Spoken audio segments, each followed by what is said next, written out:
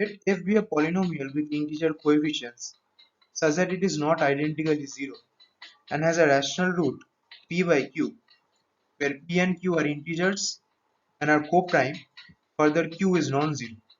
Then show that p divides the constant term and q divides the leading coefficient of the polynomial f.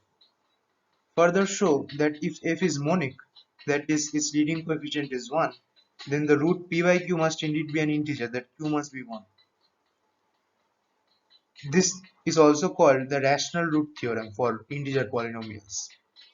Second exercise, let f be a monic polynomial of degree n where n is a natural number and f has integer coefficients. Suppose you have two natural numbers k and m such that none of these integers f of k plus 1 and so on up to f of k plus m is divisible by m plus 1. That is, none of them is congruent to 0 modulo m plus 1. Then show that f cannot have a rational root. A hint is, if a, b and c are integers for which a is congruent to b modulo c, then f of a must be congruent to f of b modulo c. Let f of x equal to summation I equal to 0 to n ai x bar I be a polynomial with integer coefficients such that mod a0 is prime and mod a0 is strictly greater than mod a1 plus mod a2 and so on up to mod an. Then show that f is irreducible over z. First hint, show that f cannot have a complex root of magnitude less than or equal to 1. Second hint, if we assume for contradiction that f is indeed factored into g and h over z, then by comparing coefficients you can show that one of them, say g, must have a constant term of plus 1 or minus 1. Third hint is, consider the product of roots of g. Let p be a prime number. Then show that the polynomial 1 plus x square and so on up to x bar p minus 1 is irreducible over z. Hint 1. This expression reminds us of the GP series. You can sum it up. Secondly, if f of x is reducible over z, then so would be f of x plus 1. And thirdly, you can apply the most useful Eisenstein's criterion to f of x plus 1. Indeed, whenever you see something related to prime numbers and irreducibility, then Eisenstein's criterion is a good bet. You must try to transform the polynomial in such a way that Eisenstein's criterion applies. Now we come to a new topic of reciprocal equations. A polynomial p of degree n is called a reciprocal polynomial if this condition is satisfied. ai equal to an minus I for all 0 lesser than equal to I lesser than equal to n. Here ak denotes the coefficient of x bar k in p. It means that if you look at the sequence of coefficients a0, a1 and so on up to an, then it looks like a palindrome, that is, it is somewhat symmetric about the center. Say it looks like 1 2 2 1 or 1 3 3 1 and so on. The equation p of x equal to 0 is called a reciprocal equation of degree n. A complex polynomial p of degree n is reciprocal if and only if p of x equal to x bar n times p of 1 by x for all non-zero x. Proof of the previous proposition. Suppose p is reciprocal, then ai is equal to an minus I for all I in 0 to n. Then just sum it up from I equal to 0 to n. For x not equal to 0, let us multiply and divide by x bar n. Then you get summation ai x bar I equal to 0 to n is equal to x bar n times summation I equal to 0 to n a n minus I x bar I minus n. Now you can write this x bar I minus n as 1 by x whole power n minus I because x is not 0. Then you can see that this is same as saying p of x equal to x bar n times p of 1 by x. Obviously this expression summation I equal to 0 to n is ai x bar I, and this expression if you substitute j equal to n minus I, then it runs from n to 0 or 0 to n, it doesn't matter, and you get aj 1 by x power j. That is simply p of 1 by x, and that proves the result. Exercise: retrace the steps from the end and use the fact that the polynomial is over complex numbers or even more generally over an infinite field to conclude the converse.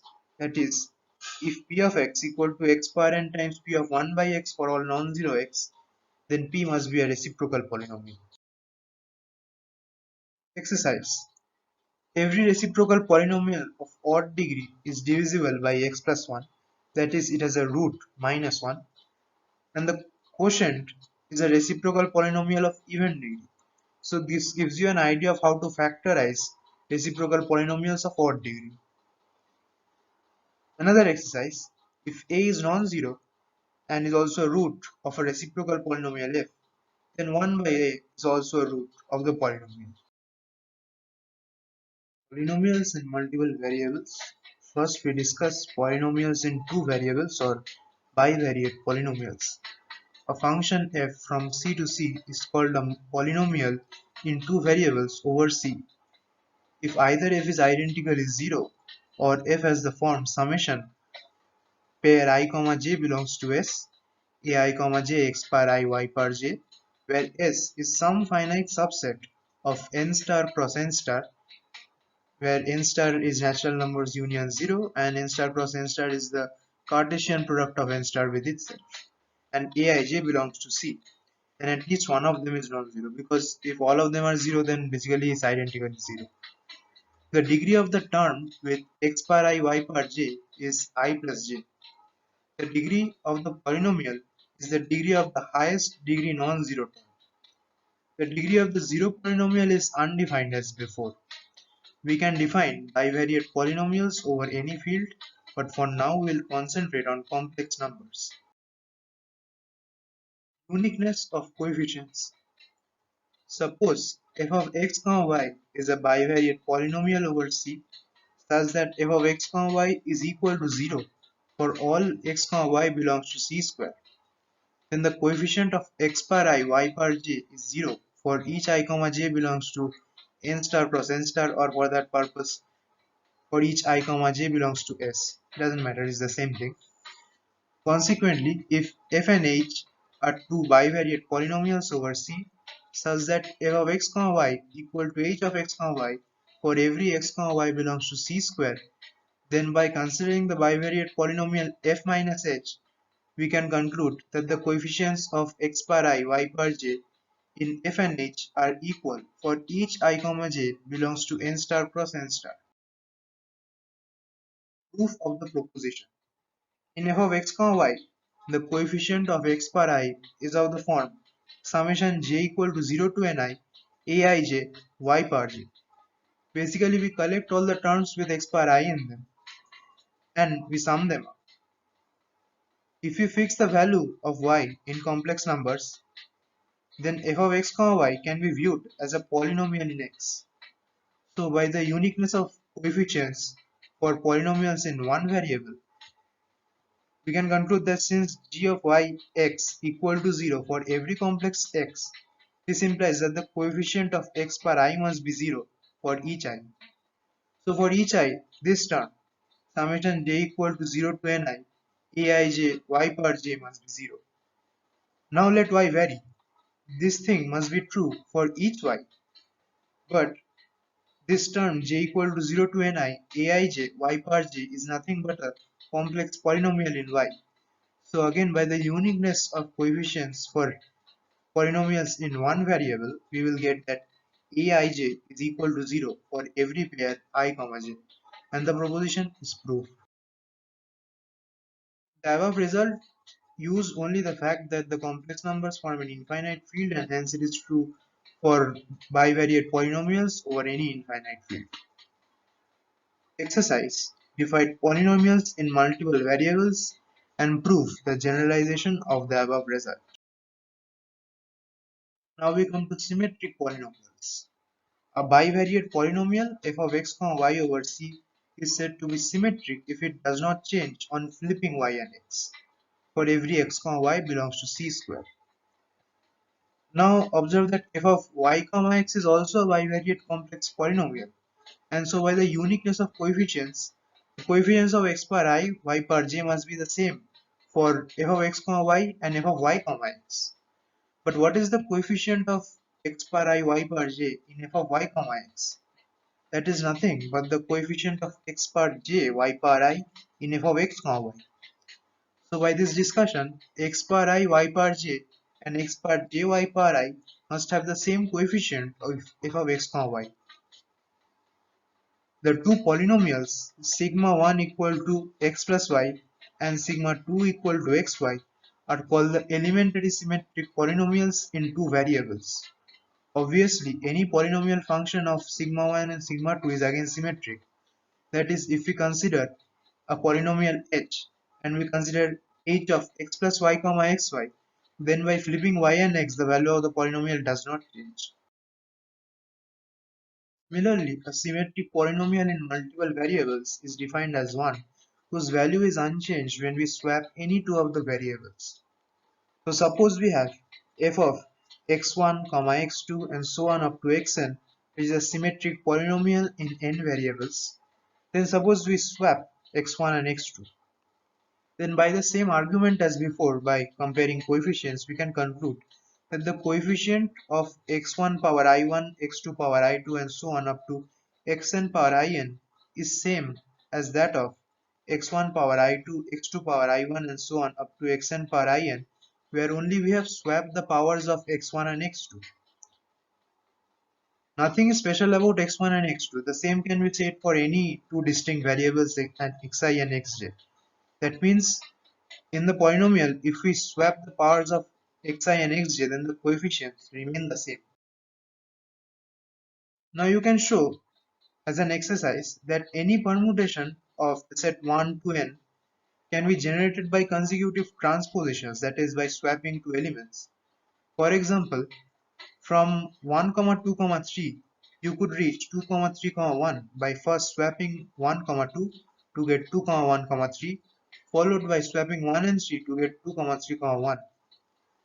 Hence, in general, by consecutively swapping the powers of two distinct variables at a time, you can get to any permutation I sigma 1, I sigma 2 and so on up to I sigma n of the sequence of powers I1, I2 and so on up to In.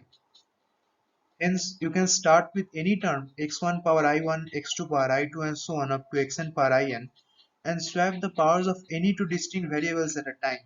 The coefficient remains unchanged. And by consecutively swapping, you can generate any permutation I sigma 1, I sigma 2 and so on, and hence the coefficient of x1 power I1, x2 power I2 and so on must be the same as that of x1 power I sigma 1, x2 power I sigma 2 and so on for any permutation sigma of the set 1 to n. Vieta's relations provide us with a useful method for deriving many relations among symmetric polynomials. In fact, this method is a nice way to approach a problem in which a symmetric polynomial function of multiple variables is involved and no other method comes to mind. Let x and y be two complex numbers. We consider a polynomial f with roots x and y. Let f of t be equal to t minus x times t minus y, which is t square minus x plus y times t plus xy. Since x and y are roots, they must satisfy f of t equal to 0 by definition. By substituting x in this equation, you get x square minus x plus y times x plus xy equal to 0. Multiplying x bar n both sides, you get x bar n plus 2 minus x bar n plus 1 times x plus y plus x bar n times xy equal to 0. Similarly for y, you get y bar n plus 2 minus y bar n plus 1 times x plus y plus y bar n times xy equal to 0. Adding these two, you get x bar n plus 2 plus y bar n plus 2 minus x bar n plus 1 plus y bar n plus 1 times x plus y plus x bar n plus y bar n times xy equal to 0. For convenience of notation, let us assume Sn to be equal to x bar n plus y bar n. Then you get a recurrence relation Sn plus 2 minus sigma 1 Sn plus 1 plus sigma 2 Sn equal to 0, where sigma 1 is x plus y and sigma 2 is equal to xy. Now by solving this recurrence relation, you can derive the expression for Sn for n greater than equal to 2 and assume S not equal to 2, S1 equal to x plus y. Now you can either solve this by hand or you can consider the characteristic polynomial and all that. Now observe that from here it follows that indeed Sn is a polynomial function of sigma 1 and sigma 2. You can prove this by induction. S naught can be written as P naught sigma 1 comma sigma 2, where P naught is the constant polynomial 2. Now S1 is x plus y, so it can be written as P1 sigma 1 comma sigma 2, where P1 x comma y is simply x. So P1 sigma 1 comma sigma 2 is simply sigma 1, which is equal to x plus y. Now assume, for the sake of induction, that Sk is a polynomial function Pk of sigma 1 and sigma 2 for all 0 lesser than equal to k lesser than equal to n. Now from the recurrence relation you get Sn plus 1 equal to sigma 1 times Sn minus sigma 2 times Sn minus 1. Now writing Sn and Sn minus 1 as polynomials, you can write this as sigma 1 times Pn sigma 1 comma sigma 2 minus sigma 2 times Pn minus 1 sigma 1 comma sigma 2. But this is nothing but Pn plus 1 sigma 1 comma sigma 2, where Pn plus 1 x comma y is the polynomial x Pn x comma y minus y Pn minus 1 x comma y. So we are basically doing a substitution. In this expression, just substitute sigma 1 and sigma 2. You will get back this expression. So indeed Sn plus 1 is also a polynomial function of sigma 1 and sigma 2. Now the result easily follows by induction. The above result can be extended to show that any bivariate symmetric polynomial is a polynomial function of the two elementary symmetric polynomials x plus y and xy. So long we have dealt only with sum of powers of x and y, but now we will generalize this. Suppose we have a bivariate symmetric polynomial f. We have already shown that x bar I y bar j and x bar j y bar I have the same coefficient. Let's call it a. So let us look at the contribution from these two terms, or one term if j equal to I. In fact, if j equal to I, then the term is simply a x bar I y bar I, which is equal to a xy power I, which is obviously a polynomial function of x plus y and xy. So assume that I is not equal to j.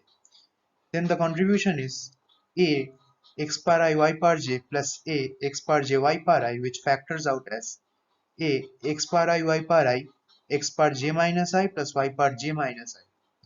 Without loss of generality, assume j is greater than I. But this expression x bar j minus I plus y bar j minus I is nothing but a polynomial function of x plus y and xy, which we have shown earlier. Then this expression can be simplified as a xy bar I times p x plus y comma xy, but that is nothing but a polynomial function q of x plus y and xy, where q is defined to be the polynomial ay bar I px comma y. So f, being a sum of polynomial functions of x plus y and xy, is itself a polynomial function of those two. That is just sum of all the terms of the form x bar I, y bar j, and x bar j, y bar I. Each of them will be a polynomial function. So f must be a polynomial function. And the proof is done. The above discussion provides an interesting factorization of reciprocal equations with even degree. Let f of x equal to summation I equal to 0 to 2n ai x bar I, which is a symmetric polynomial of degree 2n where n is a natural number or 0. Collecting the terms with x bar I and x bar 2n minus I, you get summation I equal to 0 to n minus 1 ai x bar I plus x bar 2n minus I plus an x bar n. Now since f is symmetric, x bar I and x bar 2n minus I have the same coefficient, we call it ai, so everything gets paired up except for one term, that is an x bar n, for which both of these two terms is the same. Now for x not equal to 0, we multiply and divide by x bar n, and we simplify this expression. We can write this as summation I equal to 0 to n minus 1 ai x bar I minus n plus x bar n minus I plus an. Now write this as x bar n times summation I equal to 0 to n minus 1 ai times x bar n minus I plus 1 by x power n minus I plus an. Now for non-negative integer k, x bar k plus y bar k is a polynomial function of x plus y and xy. Now replace y by 1 by x. Then x bar k plus 1 by x bar k is p of x plus 1 by x comma 1. But the 1 basically contributes nothing as a variable, right? This is nothing but a polynomial function of x plus 1 by x, where q is simply the polynomial p of x equal to p x comma 1. Hence each x bar n minus I plus 1 by x bar n minus I is a polynomial function of x plus 1 by x, and by summing them up you get f of x must be a polynomial function times x bar n, that is f of x equal to x bar n times g of x plus 1 by x, where g is a polynomial. An exercise: let alpha, beta and gamma be three complex numbers such that alpha plus beta plus gamma is 3, alpha square plus beta square plus gamma square is 5, and alpha cube plus beta cube plus gamma cube is 7. Then find the sum of fourth powers of alpha, beta and gamma. Now since symmetric polynomials of alpha, beta and gamma are involved, it's a good idea to consider a polynomial whose roots are alpha, beta and gamma. Now using the method we described earlier for bivariate polynomials, use it to write the sum of powers as a polynomial function of elementary symmetric polynomials, which in the three variable case are alpha plus beta plus gamma, alpha beta plus beta gamma plus alpha gamma, and alpha beta gamma. Another exercise: let f of x comma y be a real symmetric bivariate polynomial such that x minus y divides f of x comma y. That is, there is a real bivariate polynomial g such that f of x comma y is equal to x minus y times g of x comma y. Then show that x minus y whole square divides f of x comma y. That is, show that there is a real bivariate polynomial h with f of x comma y equal to x minus y whole square times h of x comma y. Some hints: fix y and consider f as a polynomial in x. Now from this condition, can you find a root of this polynomial? Secondly, f is symmetric, and we have derived some result about the coefficients of symmetric polynomial. So write f in terms of its coefficients and use that result, then rephrase the result of hint 1 using this representation of f. Third hint: we found out a root of the polynomial in x. What can be said about the multiplicity of the root? Fourth hint: again consider the structure of the coefficients of f and rephrase the result about the multiplicity in hint 3 in terms of the derivatives with respect to x. Now obviously to differentiate you need a proper representation of f. Now use the structure of the coefficients to get a nice representation. Now you have got two equations in hints 2 and 4 respectively. Relate these two equations by differentiation with respect to some suitable variable. Last exercise: solve the equation 4z power 11 plus 4z power 10 minus 21z power 9 minus 21z power 8 plus 17z power 7 plus 17z power 6 plus 17z power 5 plus 17z power 4 minus 21z cube minus 21z square plus 4z plus 4 equal to 0. Some hints: look at the sequence of coefficients 4, 4, minus 21, minus 21, 17 and so on. Does this sequence look familiar? Secondly, look at the degree of this equation. Find a root alpha of this equation. Now divide the polynomial by x minus alpha using long division method and look at the coefficients of the quotient again. And lastly, use a theorem we have just proved to find out a nice factorization of this quotient. Now we start with inequalities. The outline is as follows. First we will deal with the definition of order in real numbers, and we will try to derive some basic inequalities from them. Next, we will look at some specific techniques for proving inequalities. First of them would be to look at the structure in which the variables are arranged and to exploit symmetry and cyclicity. Secondly, we will look at the powers of each variables and consider a technique called homogenization and normalization. Then we will move on to quadratic inequalities, that is basically inequalities derived using the theory of quadratic equations. Next, we will look at scalar product of sequences and using the rearrangement inequality to bound them. Then we will look at some classical inequalities like the Chebyshev inequality, the AMGM inequality, and Cauchy-Schwarz inequality. And lastly, we will move on to geometric inequalities, the most important being the triangle inequality. Order property of real numbers. The real numbers, as you know, have actually been constructed abstractly from a set of rational numbers. There are many ways to construct them, but anyways, whichever way you construct, you can always prove that there is a non-empty subset P of R which is unique that satisfies the following properties. Firstly, if A and B are in P, then A plus B has to be in P. That is, it is closed under addition. Secondly, if A and B are in P, then AB is in P. It is closed under multiplication. And the third one, if A is in R, then exactly one of the following will hold. Either A is in P, or A is in 0, or minus A is in P. And this is an exclusive OR. This set P is nothing but the set of positive real numbers. You know the set of positive real numbers explicitly, but they need to be constructed abstractly, and those three properties that you saw, they explicitly define the set of positive real numbers, and under those properties it is unique.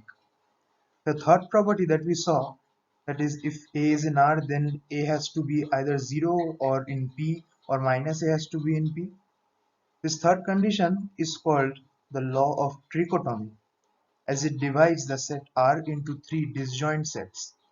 P, the set of positive real numbers, the second set 0, and the third set minus P, that is elements of the form minus A where A belongs to P, and this set is called the set of negative real numbers. Now let A and B be elements of R, they are real numbers. If A minus B is in P, that is if A minus B is a positive real number, then we will write A, this sign is called greater than B, or B, this sign is called less than A. Secondly, if A minus B is either a positive real number or 0, we will write A and this sign which is called greater than or equal to B, or B and this sign lesser than or equal to A. That is the formal definition of the greater than sign, less than sign, greater than equal to sign, less than equal to sign. Some properties of this set of positive real numbers.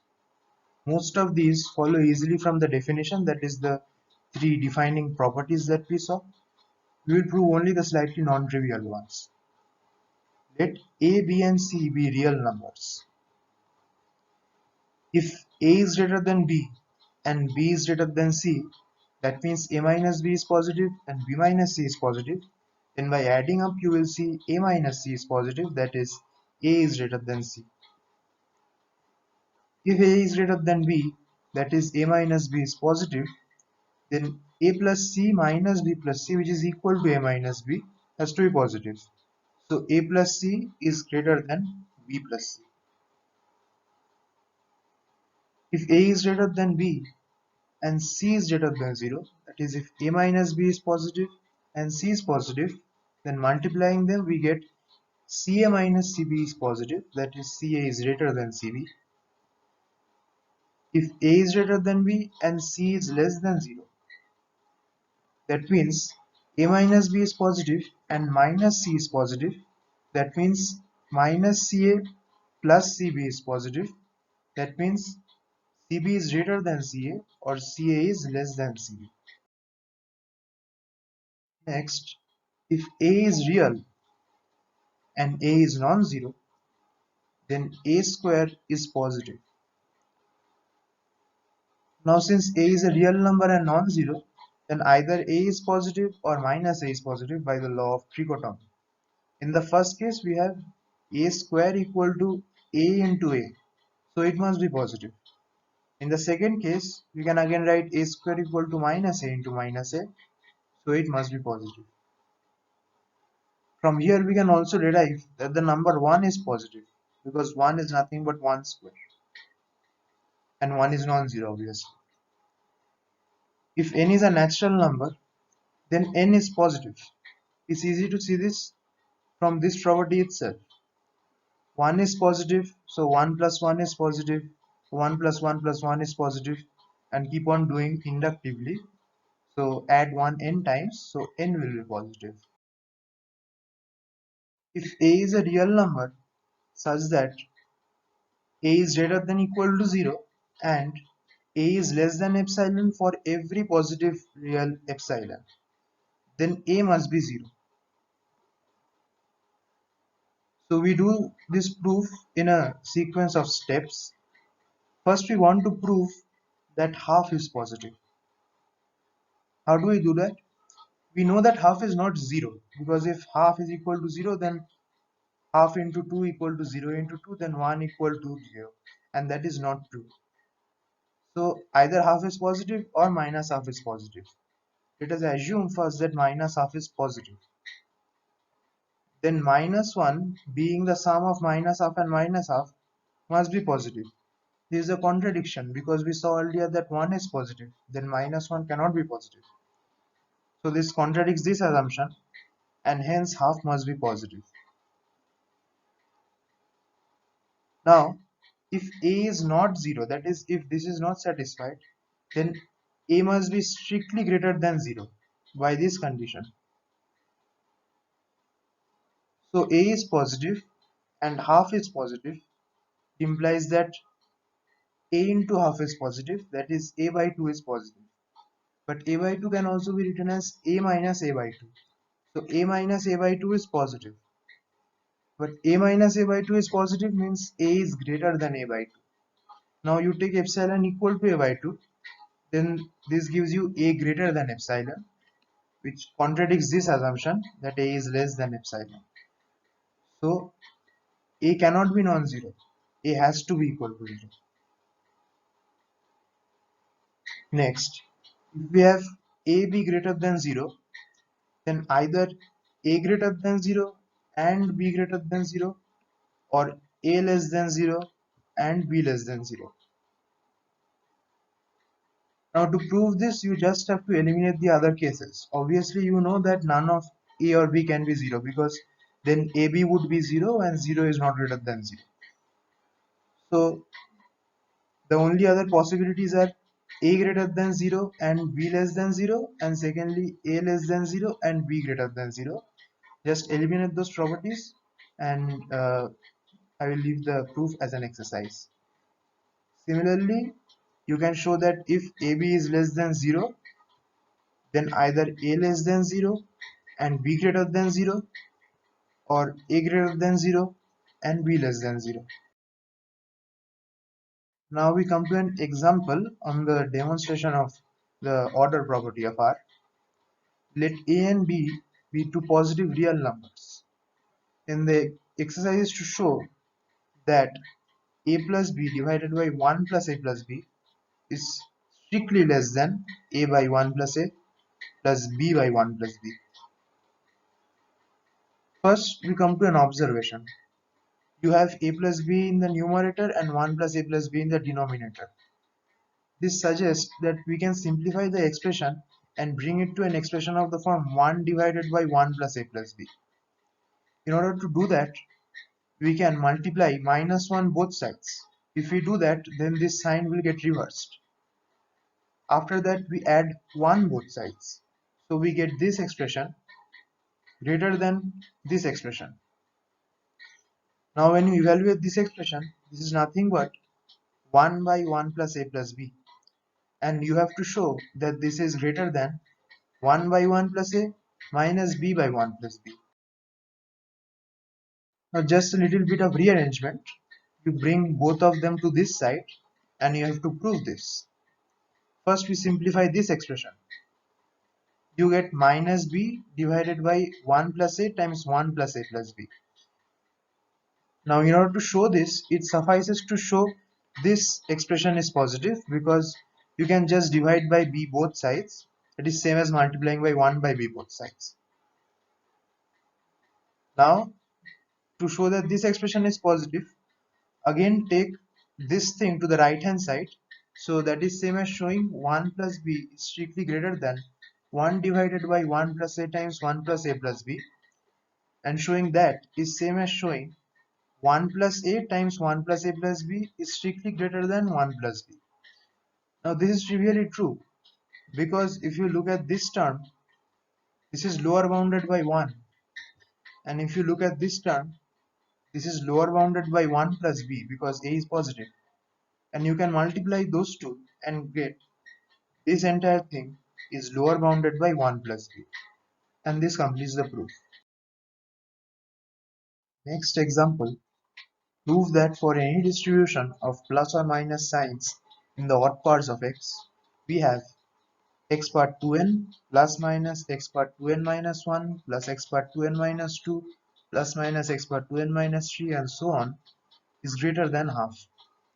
Now a remark, here by any distribution of plus or minus signs I mean that suppose here you have plus, you can have minus here, you can again have minus here, you can have all minuses here, you can have anything here. But in general, the convention when you have this kind of a combination plus minus x power 2n minus 1 plus minus x power 2n minus 3, it means that if you have plus here, you must also have plus here and plus here also, and similarly in all the odd parts. And if you have minus 1 here, then you will have minus in all of them. But for this example, we will deal with only the case when you have any distribution of plus or minus signs. Okay, so we go over to the proof. Since the inequality depends on n, we will experiment with the first few values of n and then try applying induction. For n equal to 1, this is the inequality. This rearranges to 2x square plus minus 2x plus 1 greater than 0. This is slightly familiar. You already know that x square plus minus 2x plus 1 is greater than 0. How do we conclude this? Well, write this as x square plus x plus minus 1 whole square. That is always greater than equal to 0 because it's the sum of two squares. Further, inequality should hold. Strict inequality. Equality cannot hold because for equality to hold, this has to be 0 as well as this has to be 0. But then this has to be 0, then x will be 0. If x is 0, then this cannot be 0. For n equal to 2, write down the inequality and multiply 2 both sides, subtract 1 from both sides, then it suffices to show this: 2x power 4 plus minus 2x cube plus 2x square plus minus 2x plus 1 greater than 0. Now what we will try is, we will try to use the case for n equal to 1. So to do that, observe carefully that this expression for n equal to 2 is nothing but x square times the expression we got for n equal to 1 plus x plus minus 1 whole square. Now we have already shown that this thing is positive, and x square is non-negative, x plus minus 1 whole square is non-negative. So the sum is after all non-negative. But again, equality cannot hold because for equality to hold, we need both these terms to be 0. But for this term to be 0, x has to be 0 because this term is positive. But if x is 0, then this expression is 1, it is not 0. So equality cannot hold. So it's strictly positive. So now we basically know what is going on here. We will use this idea and induction. The base case is already done. For n equal to 1, we have dealt with it. Suppose the statement is true for n equal to k, that is we have x power 2k plus minus x power 2k minus 1 and so on is greater than half. Multiply by 2 and subtract 1 from both sides to get this expression, that is 2x power 2k plus minus 2x power 2k minus 1 and so on up to plus minus 2x plus 1 greater than 0. So like we did for n equal to 2, we will multiply x square both sides. Since we are multiplying a non-negative number, that's why it will still be greater than equal to 0, and then we will add x plus minus 1 whole square both sides. So when we do that, we will basically get the case when we have n equal to k plus 1. That's just in the same way we got n equal to 2 from n equal to 1, and so we will get this expression, that is 2x power 2k plus 2 plus minus 2x power 2k plus 1 plus 2x power 2k and so on up to plus minus 2x plus 1 is non-negative, that is greater than or equal to 0. Further, equality cannot hold because we just now saw that this expression is nothing but x squared times the expression we got for n equal to k plus x plus minus 1 whole square. So for equality to hold, we must have x equal to 0 as well as x plus minus 1 whole square equal to 0, and that is not possible. And hence the proof is done by induction. Now we will come to a special topic, that is symmetry. A function f from R3 to R3 is said to be symmetric if for every triplet ABC of real numbers we have the value of f a comma b comma c is unchanged when we swap any two of the variables. That is, it is the same for any permutation of fixed real numbers a, b and c. That is, f of a comma b comma c is same as f of a comma c comma b, and that is same as f of b comma a comma c, and so on. This is particularly useful in proving inequalities. Suppose we have to prove the inequality f of a comma b comma c is greater than equal to 0 for some specific function f. It suffices to consider the case when a is greater than equal to b and b is greater than equal to c. All other cases will follow directly from symmetry. For example, suppose instead we have in some case b greater than equal to c greater than equal to a. So if we substitute a dash equal to b dash equal to c and c dash equal to a, then we get a dash greater than equal to b dash greater than equal to c dash. But for this special case, suppose we have already proven the inequality, that is f of a dash comma b dash comma c dash is non-negative. But f of a comma b comma c in this case is equal to f of c dash comma a dash comma b dash. But that is again equal to f of a dash comma b dash comma c dash by symmetry, and that we know is non-negative. Then that means f of a comma b comma c is non-negative even under the condition that b is greater than equal to c greater than equal to a. And similarly, the other cases also follow. Obviously, there is nothing special about three variables. This idea can be extended to any number of variables. A function f from R3 to R3 is said to be cyclic if for every triple a, b and c of real numbers we have f of a comma b comma c is equal to f of b comma c comma a equal to f of c comma a comma b. That is, the values of f for all the cyclic permutations of a comma b comma c is the same.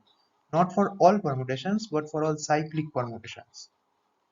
Now, suppose we have to prove the inequality f of a comma b comma c is greater than equal to 0. It suffices to consider the case when a is the largest among the three, that is, a is greater than equal to b greater than equal to c, or a is greater than equal to c greater than equal to b. All the other cases will follow.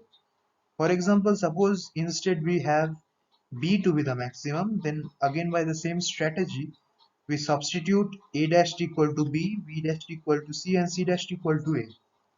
Then among a dash, b dash and c dash, a dash will be the maximum. Then suppose we have already proven the special case, then we can say that f of a dash comma b dash comma c dash is greater than equal to 0. That means f of b comma c comma a is greater than equal to 0. But we have f of a comma b comma c equal to f of b comma c comma a, because b comma c comma a is a cyclic permutation of a comma b comma c. So if f of b comma c comma a is non-negative, then f of a comma b comma c is also non-negative. And so even under the condition where b is maximum, f of a comma b comma c will be non-negative. Again, the notion of cyclicity will extend easily to arbitrary number of variables. There is nothing special about n equal to 3. An example: for real numbers a, b and c, show that a square plus b square plus c square is greater than or equal to ab plus bc plus ca, and equality holds if and only if all of them are equal. Now observe that we have to show a square plus b square plus c square minus ab minus bc minus ca is non-negative. But this function is symmetric in a, b and c. So by the discussion earlier, we can assume without loss of generality that a is greater than equal to b greater than equal to c, which is same as saying a minus b is non-negative and b minus c is non-negative. So now we just rewrite this expression and try to impose these two conditions somehow. So we write a times a minus b plus b times b minus c plus c times c minus a is non-negative. That is what we have to prove. Well, we have a minus b and b minus c, but then there is an unwanted term c minus a hanging around here. So we will instead write it as c minus b plus b minus a and get this term. Now from these we will take a minus b common from these two terms. So that term becomes a minus b times a minus c, and we will take b minus c common from these two terms. Then we will get b minus c times b minus c. So the inequality is same as a minus b times a minus c plus b minus c whole square is non-negative.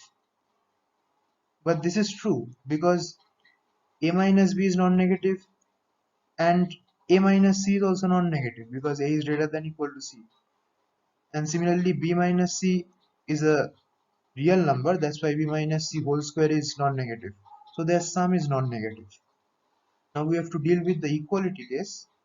This will be equal to 0 if and only if both of these are 0. But b minus c whole square is 0 if and only if b equal to c. But if b equal to c, then this expression a minus b times a minus c is simply a minus b whole square. It is 0 if and only if a is b. So equality holds if and only if a equal to b equal to c. Hence, the example is proved. Another example: for positive real numbers a, b and c, we have abc times a plus b plus c is lesser than equal to a cube b plus b cube c plus c cube a. Now this is same as showing that a cube b plus b cube c plus c cube a minus abc times a plus b plus c is greater than or equal to 0. Now you can verify that this function a cube b plus b cube c plus c cube a minus abc times a plus b plus c is cyclic in a, b and c, and hence we can assume without loss of generality that a is the maximum of a, b and c. Now we have two cases: a greater than equal to b greater than equal to c, and a greater than equal to c greater than equal to b.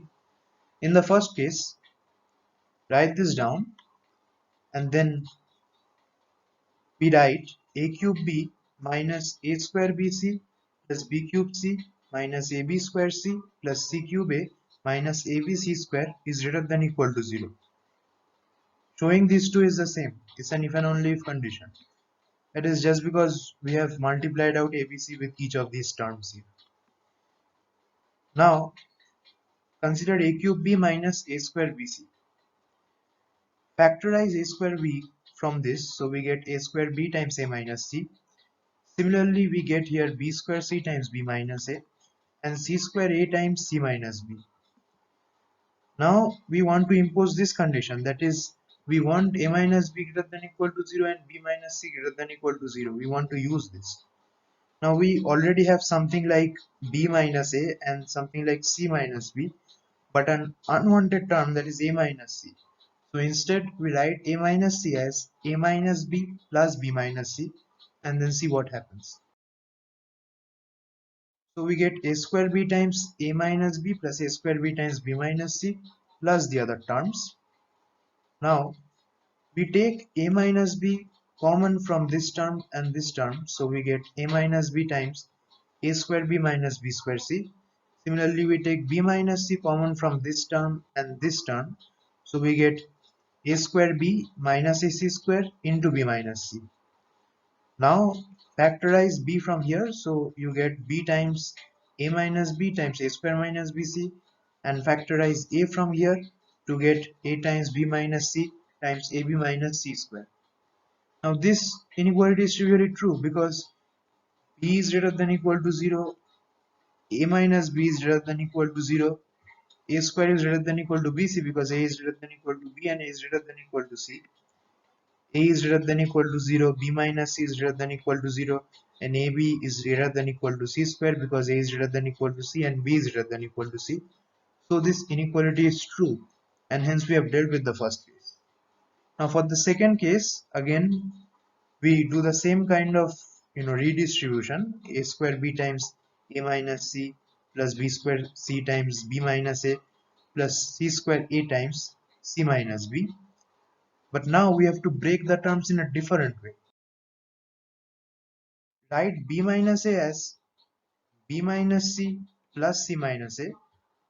So the second term breaks apart into b square c times b minus c plus b square c times c minus a. Take a minus c common from these two terms. Then you get a minus c times a square b minus b square c. Take b minus c common from these two terms. Then you get c minus b times c square a minus b square c. Now take b common from here. You get b times a minus c times a square minus bc, and take c common from here, then you get c times c minus b times ca minus b square.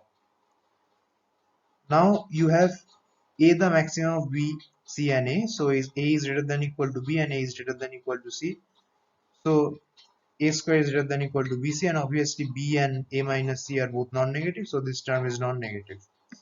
But in this case you have c greater than equal to b, so c minus b is non-negative, c is obviously non-negative, and c and a are both greater than equal to b, and hence ca is greater than equal to b square.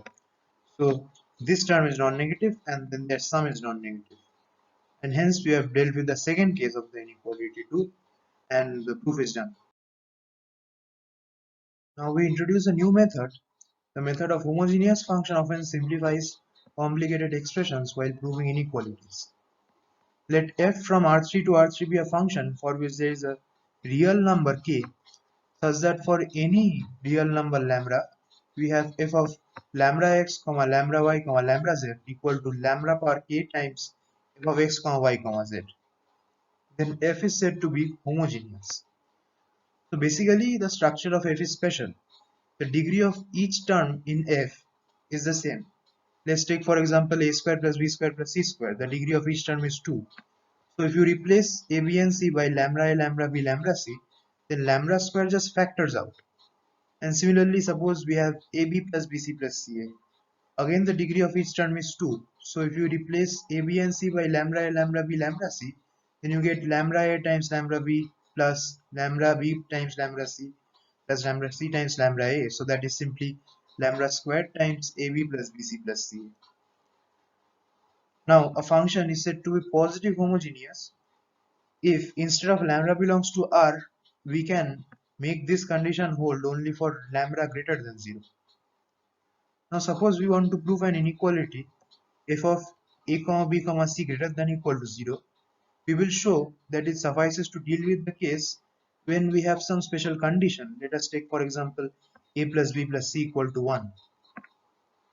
Because otherwise we can always take a dash equal to lambda a, b dash equal to lambda b, and c dash equal to lambda c, where lambda is 1 by a plus b plus c. Then you will have a dash plus b dash plus c dash equal to 1. So if you have already proven the special case, then you can claim that f of a dash b dash c dash is greater than equal to 0. But f of a dash b dash c dash is nothing but f of lambda a, lambda b, lambda c. Now that is nothing but lambda per k times f of a, b, c, and that is greater than equal to 0. But lambda per k is positive because lambda is 1 by a plus b plus c, where a, b and c are all positive.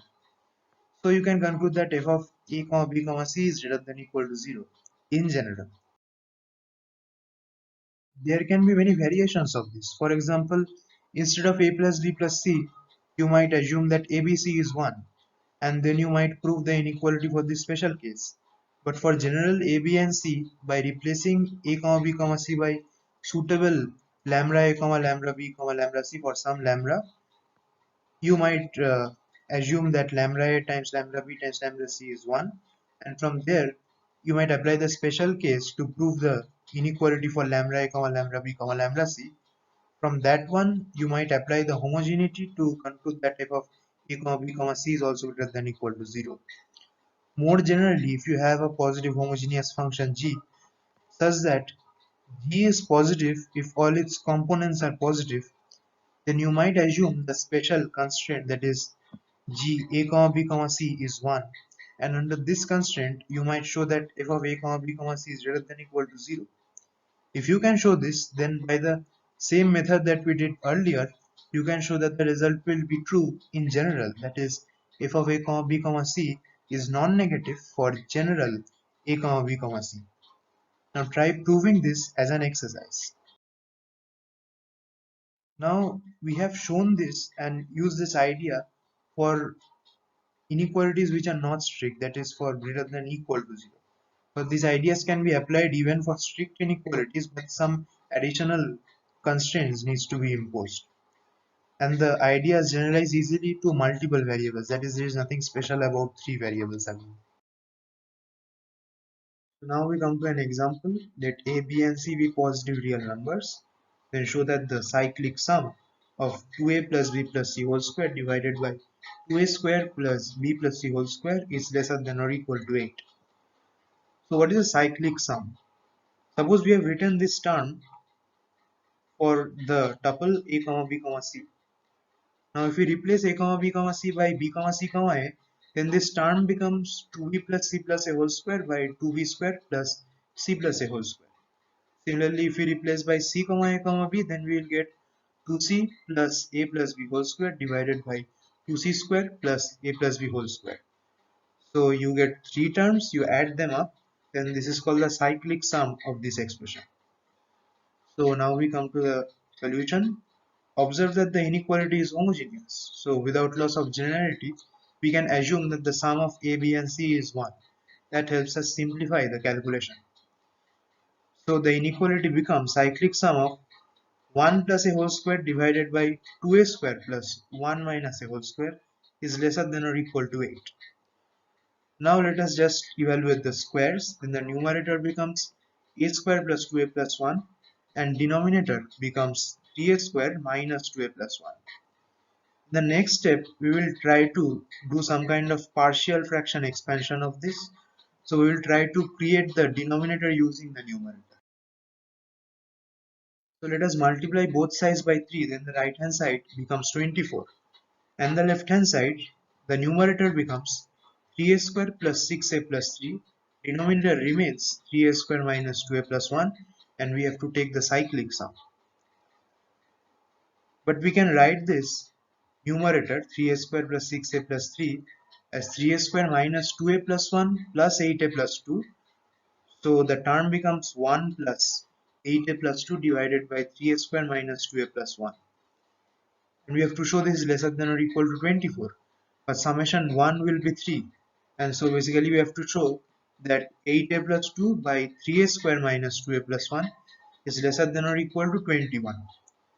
Now since we want an upper bound for this term, it's a good idea to lower bound this term 3a square minus 2a plus 1. Now it is an exercise to show by completing the square that 3a square minus 2a plus 1 is greater than or equal to 2 by 3. It's a very easy exercise.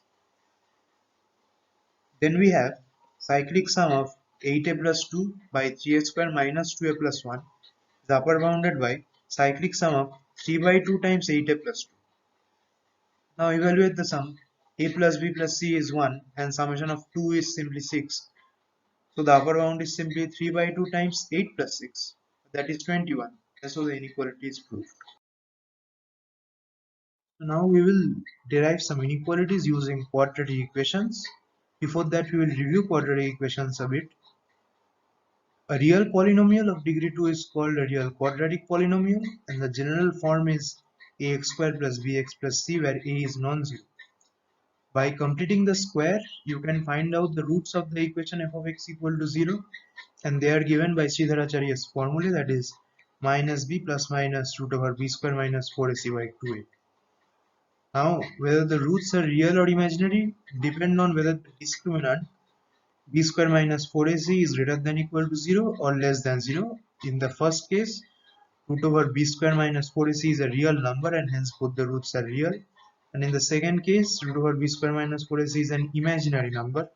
It is iota times some real number and hence both the roots are imaginary.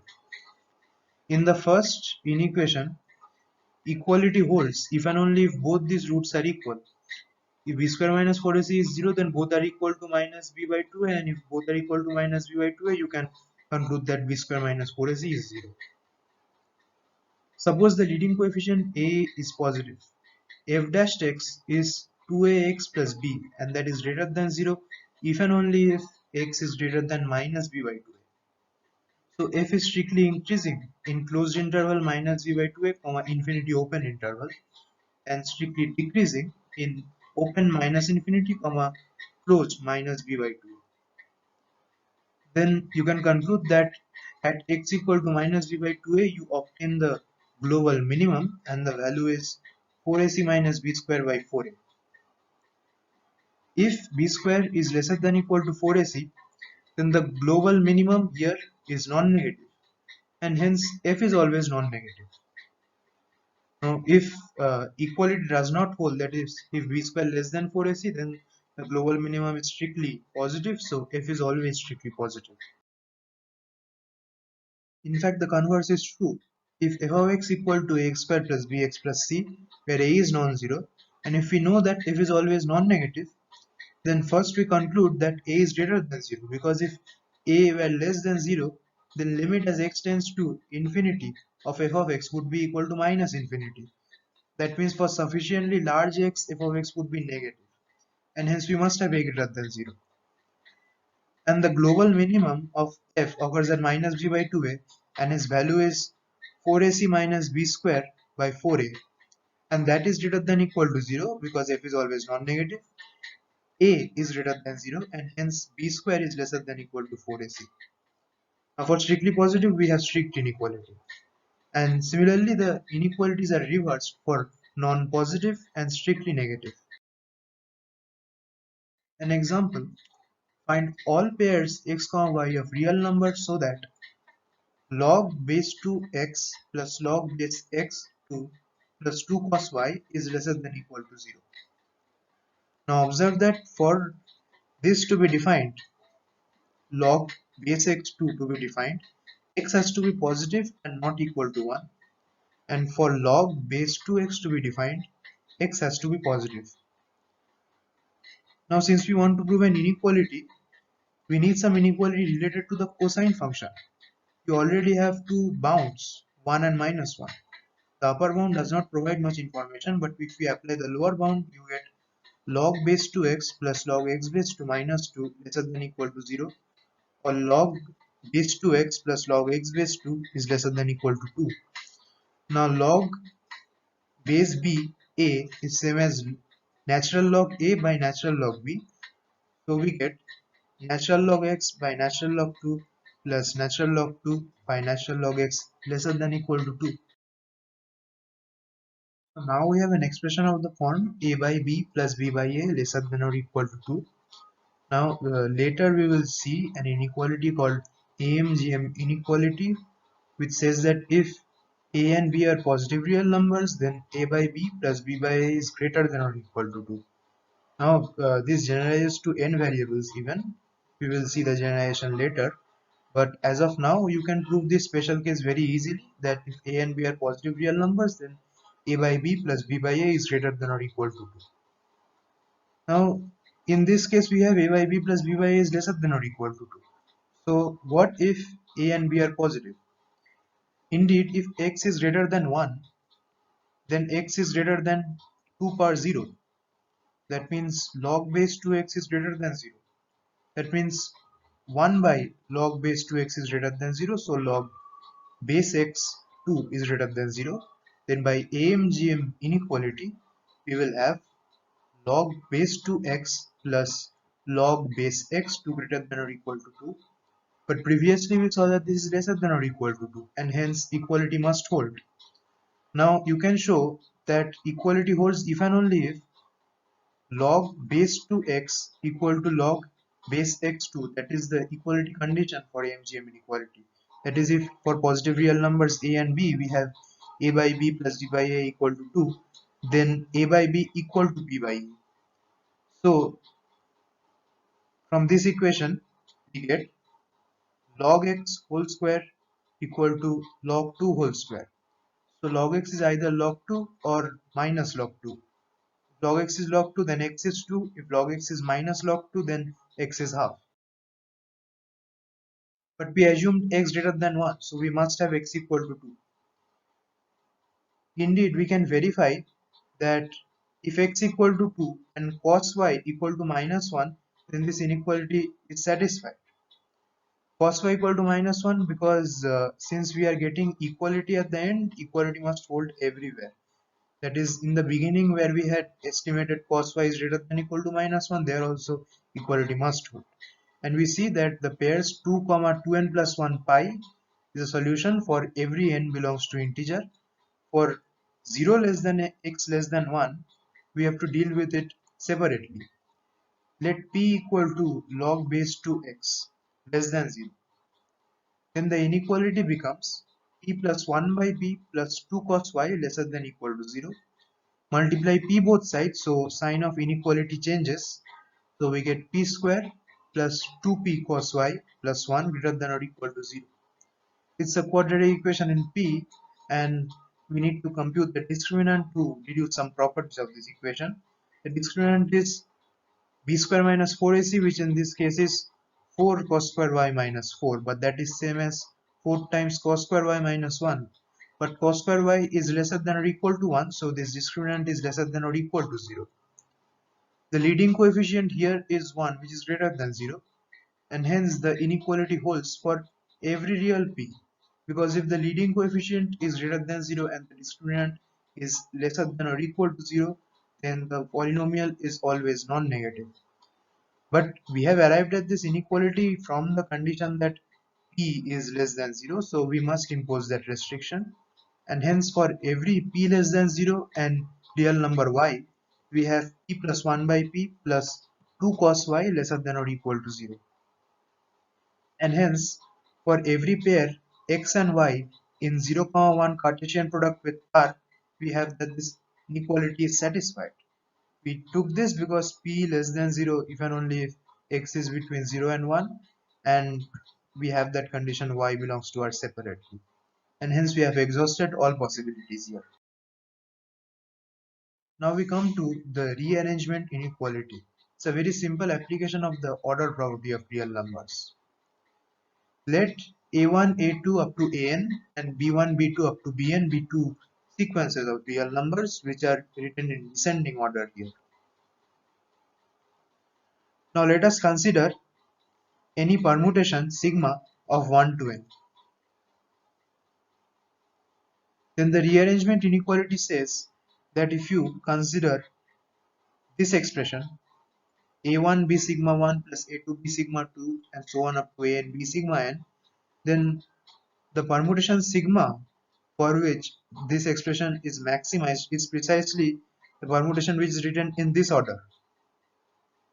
That is, the expression is maximized for sigma to be the identity permutation, and the maximum expression is a1 b1 plus a2 b2 and so on up to a and bn, and this expression is minimized when the b's are written in opposite order, that is for a1 bn plus a2 bn minus 1 and so on up to a and b1.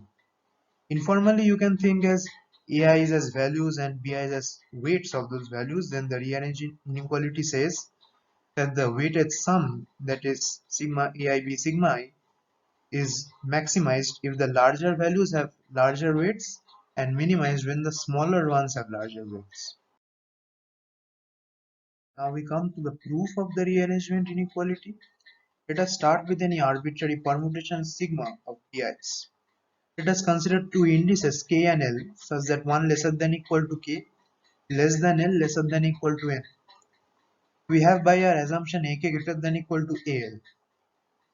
Now suppose for this permutation we have b sigma k lesser than equal to b sigma l. We are just considering one possibility. Let us consider the initial sum S equal to summation I equal to 1 to n ai b sigma I.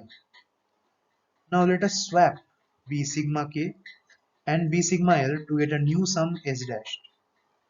Observe that change has occurred only at the kth and lth positions, everything else is unchanged.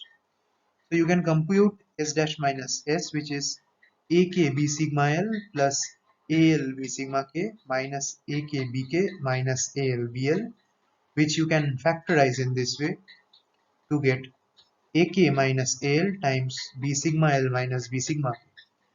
But ak greater than equal to al and b sigma l greater than equal to b sigma k. So S dash greater than equal to S. And so basically the sum has increased. Now what has happened exactly? Here corresponding to AK we initially had B sigma K, and corresponding to AL we initially had B sigma L. So with the larger value AK we had the smaller weight B sigma K. Now we have swapped the weights at Kth and L positions to get B sigma L with AK and B sigma K with AL. So basically we have moved the larger weight to the larger value, and hence the sum has increased. Formally this is the derivation, that is, this factorization is the main part of the derivation. Conversely, the sum will decrease if we move the smaller weight to the larger value. So if we start with any arbitrary permutation sigma of the bi's, then we first move b1 to a1. If b1 is not already there with a1, we move it there. The sum increases. Now keeping b1 fixed, we move b2 to a2, and the sum again increases because b2 is greater than equal to b3, b4 and so on. And we keep on doing this till we finally convert the initial sum to a1 b1 plus a2 b2 and so on up to a and bn. The sum has increased at each step, and hence the final sum, that is sigma ai bi, is larger than the initial sum, that is sigma ai b sigma I. Similarly, we can derive the lower bound. If bn is the smallest, we move bn to a1.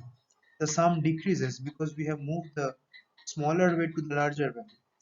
Now leave bn as it is and move bn minus 1 to a2, and the sum will again decrease because bn minus 1 is lesser than equal to bi for I not equal to a. We continue this way, and the minimal sum is achieved with the opposite ordering of sequences. Now we consider an example. Let a1, a2 and so on up to an be positive real numbers arranged in decreasing order, and similarly b1, b2 and so on up to bn be positive real numbers arranged in decreasing order. Then show that for any permutation sigma of 1 to n, we have a1 plus b1 times a2 plus b2 and so on up to an plus bn is lesser than or equal to a1 plus b sigma 1 times a2 plus b sigma 2 and so on up to an plus b sigma n. It is very similar to the rearrangement inequality, only two differences are there. One is that there is a product form here, and secondly, here there is a lesser than equal to sign, whereas previously we had a greater than equal to sign when the sequences were arranged in the same order. So directly applying rearrangement inequality is not possible here.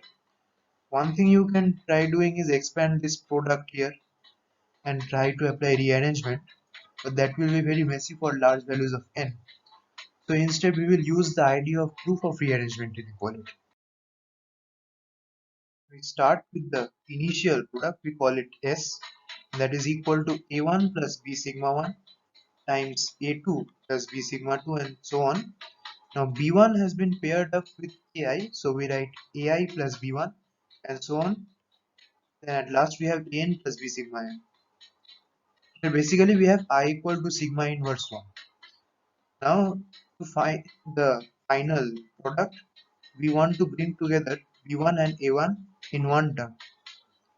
So we swap b1 and b sigma 1 to get s dashed. The only difference between s and s dash is at the first and ith positions. At the first position we have a1 plus b1 and ith position we have ai plus b sigma 1. Every other position remains the same.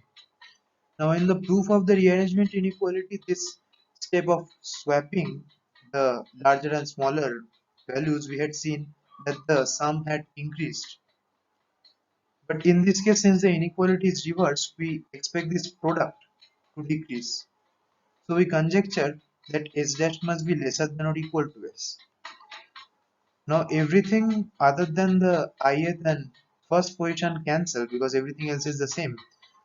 So s dash lesser than equal to s is same as saying a1 plus b1 times ai plus b sigma 1 is lesser than or equal to a1 plus b sigma 1 times ai plus b1. Expanding the product, we can see that this is same as a1 b sigma 1 plus ai b1 lesser than or equal to a1 b1 plus ai b sigma 1. But since a1 is greater than or equal to ai and b1 is greater than or equal to b sigma 1, this inequality is trivially true by rearrangement inequality. Now we just complete the proof using the same idea as in rearrangement inequality. We have brought b1 to the first position. Similarly, we bring b2 to the second position, b3 to the third position, and so on. And the sum keeps decreasing each time. And so at the end, we have a1 plus b1 times a2 plus b2 and so on lesser than or equal to a1 plus b sigma 1 times a2 plus b sigma 2 and so on. Let a1 greater than equal to a2 greater than equal to a3 and so on up to an be positive real numbers, and b1 greater than equal to b2 greater than equal to b3 and so on up to bn be real numbers. Then show that for any permutation sigma of 1 to n, we have a1 power b1 times a2 power b2 and so on up to an power bn greater than or equal to a1 power b sigma 1 times a2 power b sigma 2 and so on up to an power b sigma n greater than or equal to a1 power bn times a2 power bn minus 1 and so on up to an power b1. Now this inequality looks very similar to the rearrangement inequality, only we have the power instead of a product and instead of a sum we have a product. But how do we convert this to a condition related to the rearrangement inequality? A hint is try out logarithms. In the previous section, we dealt with expressions of the form x1 y1 plus x2 y2 and so on up to xn yn, where n is a natural number. This expression is often called the scalar product of the sequences x1, x2 and so on up to xn and y1, y2 and so on up to yn. We will often denote this in matrix form x1, x2 and so on up to xn, and the second row y1, y2 and so on up to yn. But whenever you use this matrix form, you must write down that it is used to denote the scalar product. Note that in this representation, if you fix the first row, that is if you fix x1 to xn, then the answer is linear in the second row. That is if you have two sequences y1, y2 and so on up to yn and y1 dashed, y2 dashed and so on up to yn dashed, then written in matrix form x1, x2 and so on up to xn, and in the second row y1 plus y1 dashed, y2 plus y2 dashed and so on is same as x1, x2 up to xn, and in second row y1, y2, yn plus again written in matrix form x1, x2, xn, and in the second row y1 dash, y2 dash and so on up to yn dash. So it's linear in the second row. Another condition we need to verify is multiplication by a constant. That is, if you have cy1, cy2 and so on up to cyn, then x1, x2 up to xn with the bottom row cy1, cy2 and so on up to cyn is same as c times written in matrix form x1 up to xn and in the bottom row y1 up till yn. So the two conditions for linearity are verified, and so it's linear in the second row. Similarly, if you fix the bottom row, then it will be linear in the first row. The rearrangement inequality then says that if you have x1 to xn in decreasing order and y1 to yn in decreasing order, then written in matrix form, x1 to xn in the first row and y1 to yn in the second row is greater than or equal to x1 to xn in the first row, y sigma 1 to y sigma n in the second row, and that is greater than or equal to, written in matrix form, x1 to xn in the first row and yn minus 1 and so on up to y1 in the second row for any permutation sigma. Now let us deal with the special case n equal to 3. We will consider three permutations of the yi's, the first one being the identity permutation, that is y1, y2, y3. The second permutation will be y2, y3, y1, and the third permutation will be y3, y1, y2. And let us write down the rearrangement inequality in matrix form for all these three permutations. And you have this expression here. After writing this down, we will add these three inequalities. So on the left, we will have 3 times x1, x2, x3, y1, y2, y3. On the right, we will have 3 times x1, x2, x3, y3, y2, y1. And to add the middle ones, we will use linearity in the second row. That is, we will have at the end x1, x2, x3, and in the second row y1 plus y2 plus y3, y1 plus y2 plus y3, y1 plus y2 plus y3. So now we look at the middle expression. By the definition, this expression is nothing but x1 times y1 plus y2 plus y3, x2 times y1 plus y2 plus y3 plus x3 times y1 plus y2 plus y3. Taking y1 plus y2 plus y3 common, we get this expression in the middle.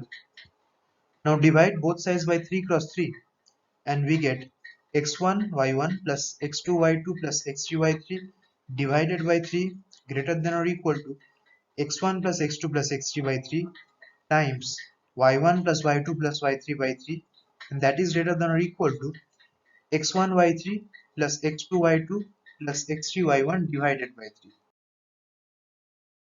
The previous equation was Chebyshev's inequality for three variables. I will leave it to you as an exercise to generalize the inequality to n variables. The same proof. Now an example, let a, b and c be positive real numbers such that the sum a plus b plus c is 3. Then we have to show that the cyclic sum of a square by b plus c is lower bounded by a square plus b square plus c square by 2. Again, let us recall what's a cyclic sum. This term we have written for a comma b comma c, we have a square by b plus c. Similarly, we replace this by b comma c comma a, then we get b square by c plus a, and then we replace by c comma a comma b and we get c square by a plus b, and we add them up, and that is called the cyclic sum. And so we have to show that this is lower bounded by this term a square plus b square plus c square by 2. Now let us, just for experimentation, look at the powers. Here we have a square, but at the bottom we have linear term b plus c, and hence you can say in some sense the degree of this fraction is nothing but 1. The degree of this sum is 1. But on the right hand side we have quadratic terms, so the degree is 2, and hence you can check that the inequality is not homogeneous.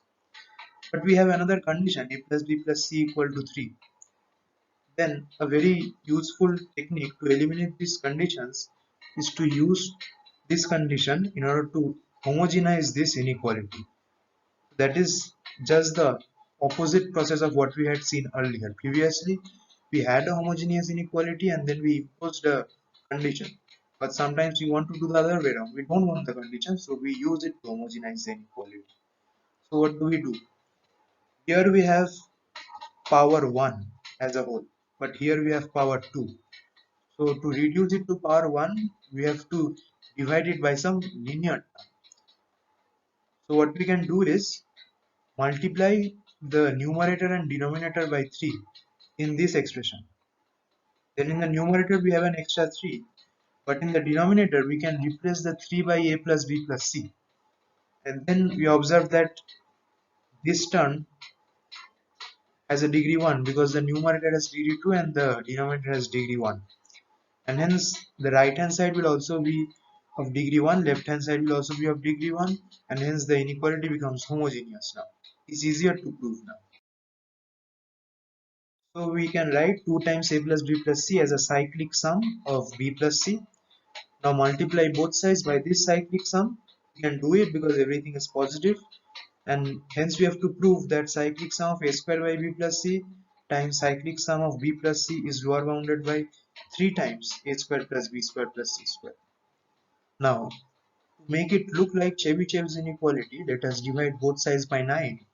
Then on the left hand side is 1/3 times cyclic sum a square by b plus c into 1/3 times cyclic sum of b plus c is lower bounded by 1/3 times sum of squares. Now observe that this inequality is symmetric. So without loss of generality, we can assume that a is greater than equal to b greater than equal to c.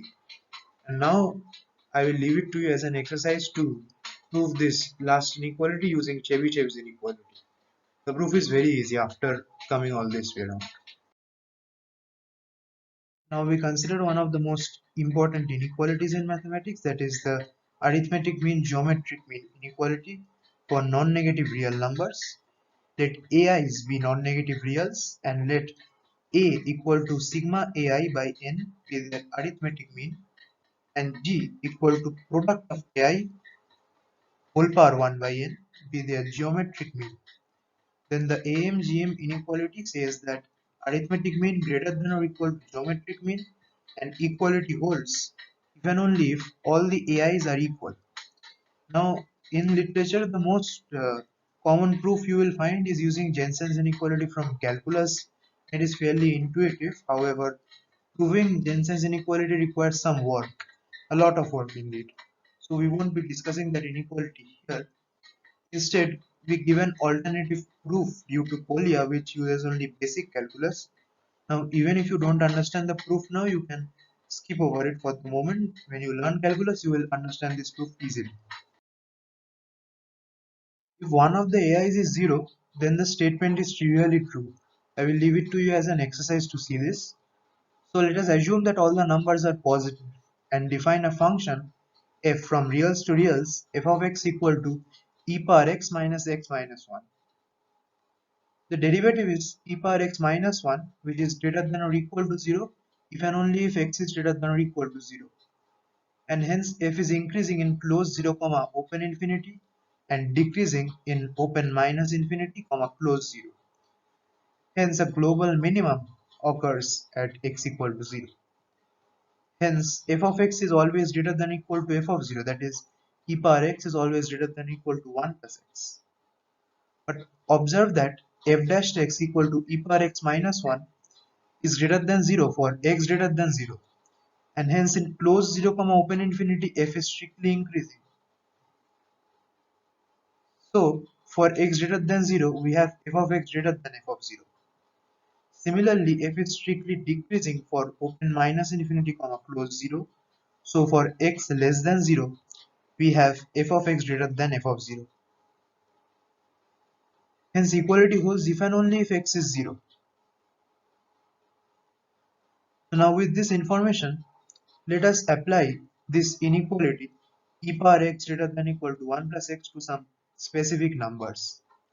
For each I in 1 to n, we have e power ai by capital A minus 1 greater than equal to ai by capital A. And ai is one of the numbers and a is their arithmetic mean. Since the numbers are positive, we can multiply with the inequality sign unchanged. So we get product I equal to 1 to n e power ai by a minus 1 greater than equal to product I equal to 1 to n ai by a. Now since it's the exponential function, the product just goes to the summation in the exponent. It is e power summation I equal to 1 to n ai by a minus 1 greater than equal to product of all ai's divided by a power. Now observe that summation ai is simply n times the arithmetic mean, and so this summation is nothing but na by a minus n, that is nothing but 0, and hence e power this summation is 1. Now observe that this product I equal to n ai is nothing but nth power of the geometric mean, and hence product I equal to 1 to n ai by a power n is simply g to the power n by a power n.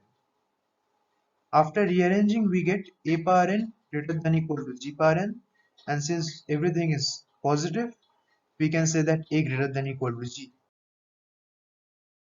Now we want to know when the equality holds at the end. Equality holds at the end if and only if it holds at each step.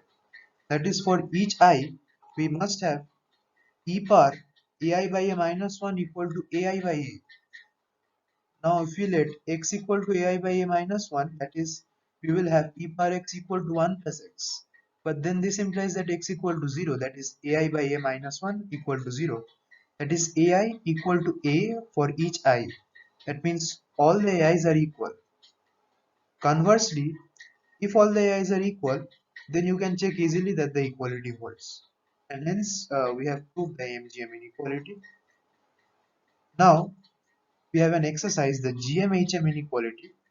For positive real numbers a1, a2 and so on up to an, define their harmonic mean h to be n by summation I equal to 1 to n 1 by ai. If g be their geometric mean, then g is greater than or equal to h. Now the proof of this inequality is very simple. It is a direct application of AMGM inequality, but not on the sequence AI. Rather, you have to consider a different sequence in order to conclude this inequality. So now we know that for positive real numbers, we have arithmetic mean greater than equal to geometric mean greater than equal to harmonic mean. These are very standard and useful inequality in mathematics. An application of the inequality: let xi's be positive real numbers such that summation I equal to 1 to n 1 by xi plus 2020 equal to 1 by 2020. Then show that the geometric mean divided by n minus 1 is greater than equal to 2020. Obviously, we are assuming n is at least 2. Now, for the solution, we have a condition on this expression, that is, expression of the form 1 by xi plus 2020. How do we get to xi from here? Let us assume yi equal to 1 by xi plus 2020. Then xi will be equal to 1 minus 2020 yi divided by yi. So now we need to worry how to get the expression 1 minus 2020 yi. Let us do for I equal to 1 first. Observe that from this condition, y1 plus y2 plus so on up to yn is equal to 1 by 2020. Hence, if we take y1 to the right hand side, we will get y2 plus y3 and so on up to yn equal to 1 by 2020 minus y1. So we have y2 plus y3 and so on up to yn equal to 1 minus 2020 y1 divided by 2020. Now x1 is equal to 1 minus 2020 y1 divided by y1. We have multiplied and divided by 2020 to get this expression. Now this expression is nothing but y2 plus y3 and so on up to yn. So x1 is summation I equal to 2 to n yi divided by y1 into 2020.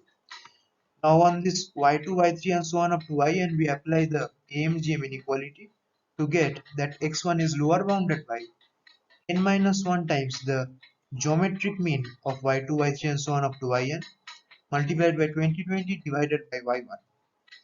Now we got a lower bound for x1.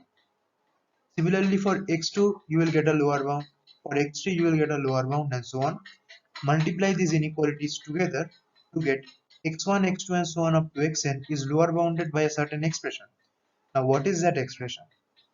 Observe that you will get n minus 1 in each of these inequalities. So the contribution of n minus 1 will be n minus 1 per n.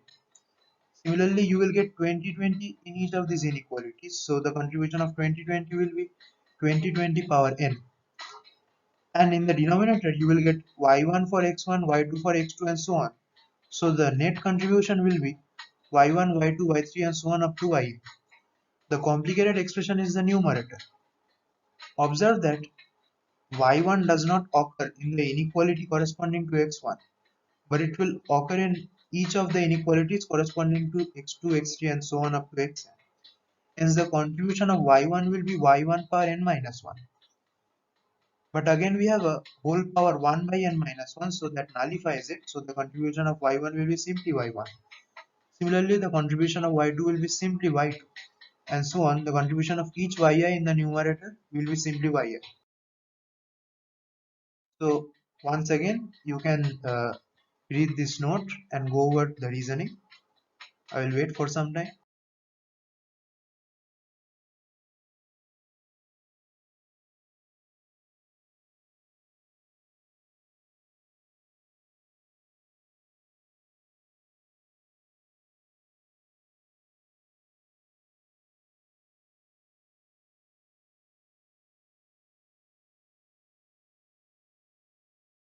Okay, so we move on to the final expression. So now we have x1, x2 and so on up to xn is greater than or equal to 2020 into n minus 1 whole power n, because the numerator and denominator were both y1, y2 and so on up to yn, so they cancel each other.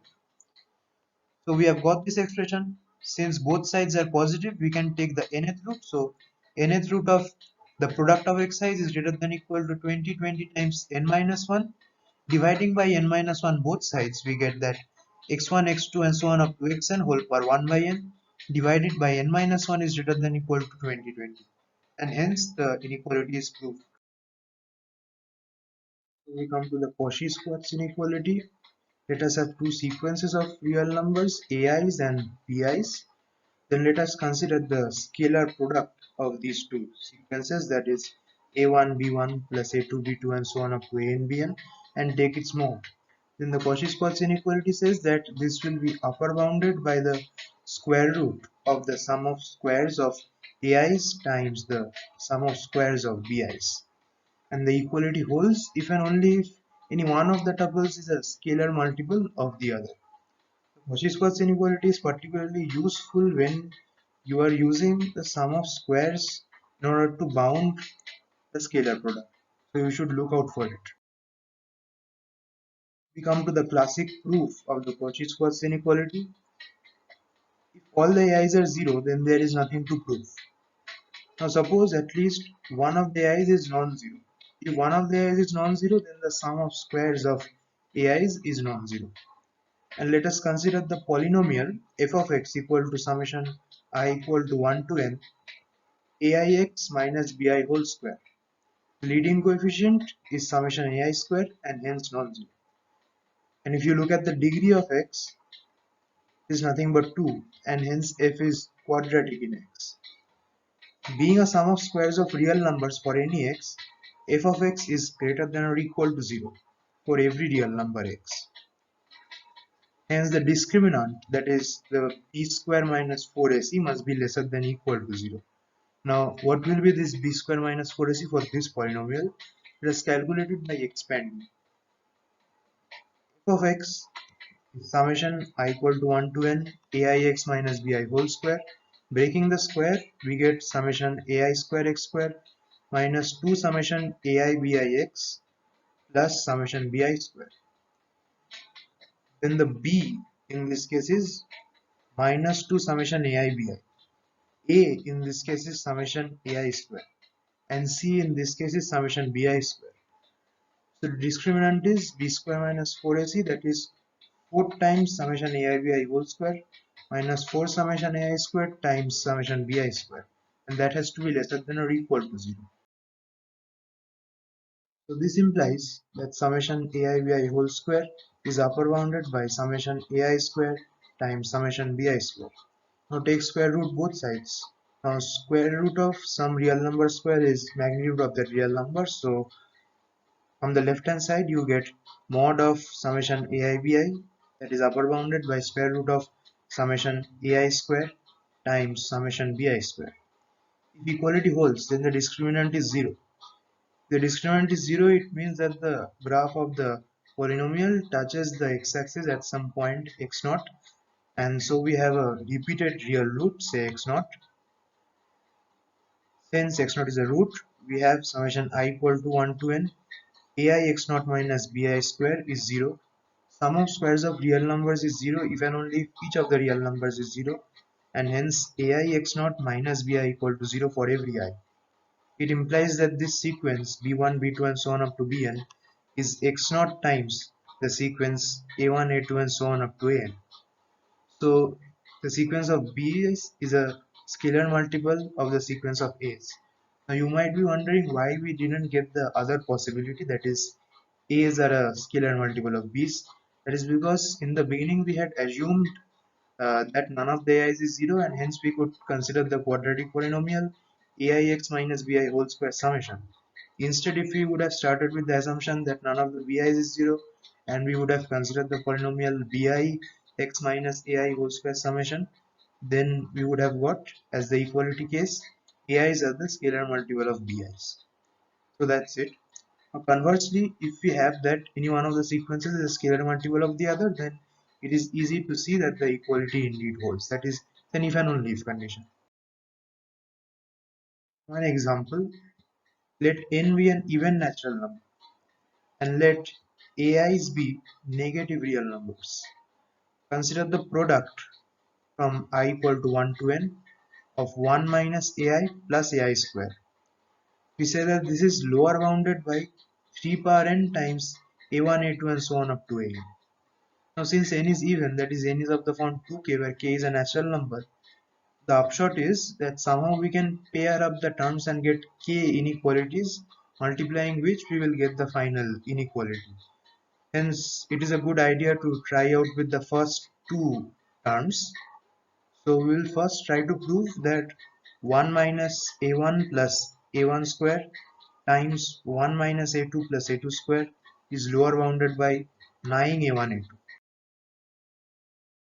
Now we can observe that we have to upper bound a product by some square. So Cauchy square's inequality is a good option. So in order to express the left hand side as a product of sums of squares, we can write the left hand side as 1 square plus root over minus 1 square plus a1 square. We can do this because minus a1 is positive. Similarly, minus a2 is positive, and hence we can write 1 square plus root over minus a2 square plus a2 square. By Cauchy square's inequality, that is lower bounded by 1 into 1 plus root over minus a1 times root over minus a2 plus a1 a2 whole square. So we got a lower bound. Now inside we have another summation, but at the end we have a product. So whenever you have to lower bound a summation by a product, AMGM inequality is a good bet.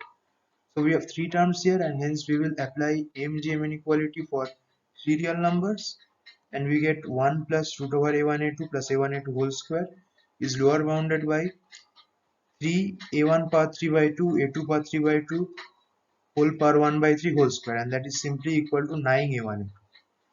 So now we did this thing for a1 and a2. Similarly we can do for a2 and a3 and a3 and a4 and so on, and we multiply those inequalities together, and so on the right hand side we will get 9 a1 a2 times 9 a2 a3 and so on k times, and hence we get 9 power k a1 a2 a3 and so on up to an.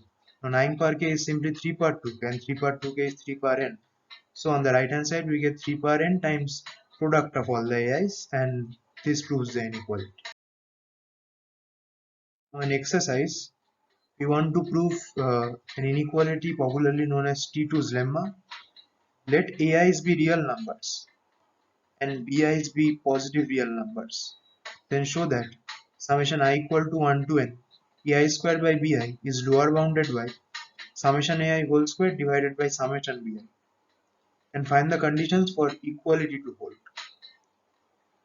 Now how to prove this inequality? Mainly the idea is to use Cauchy square's inequality, and the main step is to multiply both sides by summation bi.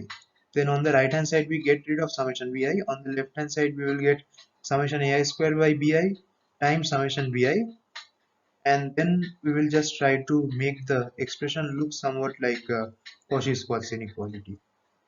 And this inequality is particularly useful when you are lower bounding sum of fractions. An exercise, let ai's be positive real numbers and n be greater than 1 natural number, and let s be the summation of the ai's. then show that summation I equal to 1 to n s by s minus ai is lower bounded by n square by n minus 1. Two, hence observe that these are sum of fractions, and hence we are trying to lower bound the sum of fractions, and you know what to do in that case. Secondly, for a non-negative real number r, we can write r as a square. Indeed, we can write it as root over r whole square. Now we come to the geometric inequalities. The most useful one is the triangle inequality. For three real numbers a, b and c, there exists a triangle with sides a, b and c if and only if the three inequalities are satisfied. A plus b greater than c, b plus c greater than a, and c plus a greater than b. Now you might be wondering that what if one of the a, b or c is negative? That is not possible, because if you suppose add the first two inequalities, then we will get a plus c plus 2b greater than a plus c. Then it implies that b greater than 0. And similarly, we can derive from these inequalities themselves that c greater than 0 and a greater than 0. And hence, these inequalities are actually sufficient to determine whether any three real numbers are sides of triangle. And obviously, the converse is also true. That if they are sides of triangle, then these inequalities are satisfied. But often, this form of triangular inequality is not very useful in order to prove inequalities related to sides of triangle. So, we will use two other forms of triangular inequality which are equivalent.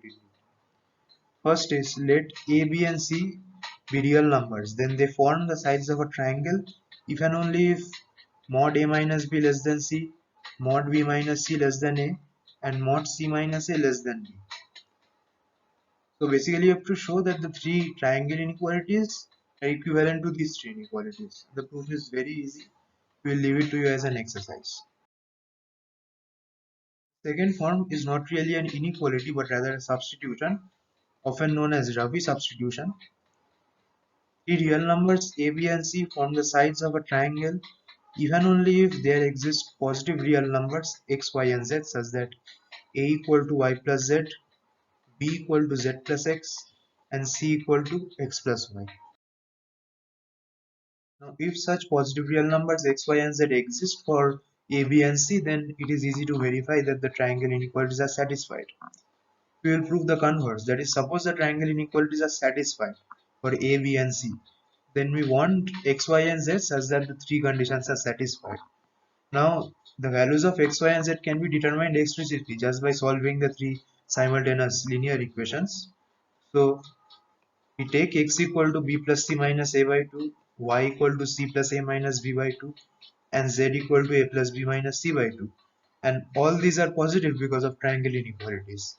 And it is easy to verify that a is equal to y plus z, and b equal to z plus x, and c equal to x plus y. And so indeed it's a very simple substitution. Its proof is very easy, but it is particularly useful when the other two forms of triangle inequality are difficult to incorporate. So we have an exercise. Consider the triangle AB and C with sides of length BC equal to A, CA equal to B, and AB equal to C. By considering the in circle of the triangle, find the geometric interpretation of the lengths X, Y, and Z, and try to repeat this proof using some geometric method. An example, let A, B, and C be sides of a triangle. Then show that a square plus b square plus c square by ab plus bc plus ca is lower bounded by 1 and strictly upper bounded by 2. Now, first we will prove the lower bound. The lower bound just says that a square plus b square plus c square is greater than equal to ab plus bc plus ca. But we have proved this earlier, so we'll just ignore it now. And lower bound follows easily. For the upper bound, we have to show that a square plus b square plus c square is lesser than 2ab plus 2bc plus 2c. Now since we have to derive this inequality for sides of a triangle, the upshot is we must use some triangle inequality. But if we use the inequalities of the form a plus b greater than c, we won't go anywhere, because by squaring them you will get something like a square plus b square plus something more is lower bounded by something.